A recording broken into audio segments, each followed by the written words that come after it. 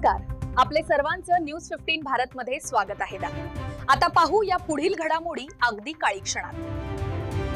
कधी विचार केलाय की महाराष्ट्रातल्या प्रत्येकाला जर उत्तम आरोग्य आणि स्वतःच्या हक्काचं भर मिळालं तर अहो, हे स्वप्न आता सत्याच्या खूप जवळ आलं आहे.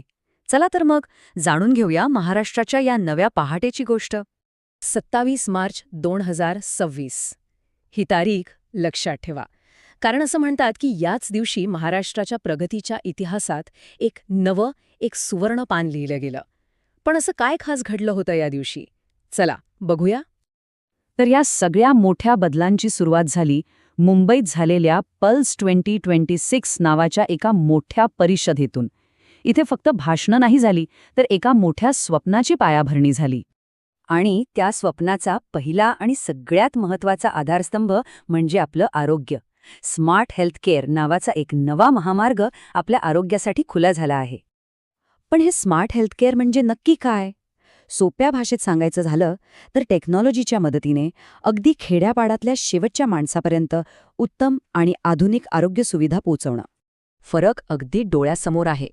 बघा, जिथे आधी चांगली ट्रीटमेंट फक्त मोठ्या शहरांपुरती मर्यादित होती, तिथे आता टेक्नॉलॉजीमुळे ती थेट आपल्या दारात महाराष्ट्राच्या कानाकोपऱ्यात पोहोचवण्याचा हा एक मोठा प्रयत्न आहे.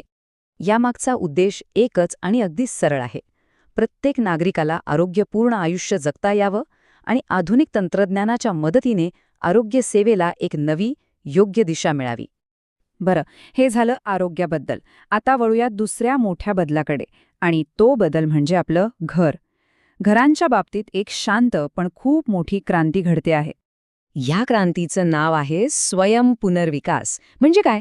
तर आता लोक स्वतःच एकत्र येऊन आपल्या जुन्या इमारती पाडून त्या जागी नवीन आणि मस्त घरं बांधू शकणार आहेत.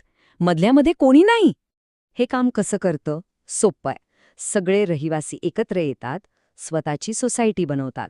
मग मध्ये कोणताही बिल्डर किंवा दलाल नाही. सगळा कारभार पारदर्शक. आणि मग काय? सन्मानाने आपल्या हक्काचं घर उभं राहतं. आणि म्हणूनच याला मुंबईच्या हाऊसिंग सेक्टरमधली एक सायलेंट रेव्होल्यूशन, म्हणजेच एक मूक क्रांती असं म्हटलं जातंय. तर बघा, आरोग्य आणि घर या दोन आपल्या आयुष्यातल्या सगळ्यात महत्त्वाच्या गोष्टी, आणि याच दोन्ही गोष्टी एकत्र येऊन एका आत्मनिर्भर महाराष्ट्राचं स्वप्न पूर्ण करत आहेत. हा खरंच एक सुवर्णसंगम आहे, नाही का? एकीकडे टेक्नॉलॉजीवर आधारित आरोग्यसेवा आणि दुसरीकडे सहकाराच्या ताकदीवर उभं राहणारं आपलं घर. आणि ह्या दोन मोठ्या पावलांमुळेच आपला महाराष्ट्र कसा घडेल हे समोर दिसतंय. एक असा महाराष्ट्र जो आधुनिक असेल, आत्मनिर्भर असेल, जिथे तंत्रज्ञानाचा वापर होईल आणि ज्याचा पाया असेल सहकार. म्हणजेच प्रगत आरोग्यापासून ते समृद्ध घरापर्यंतचा हा जो प्रवास आहे ना, तो महाराष्ट्रातल्या प्रत्येकाच्या आयुष्यात एक खूप मोठा सकारात्मक बदल घडवू शकतो. आरोग्य आणि निवारा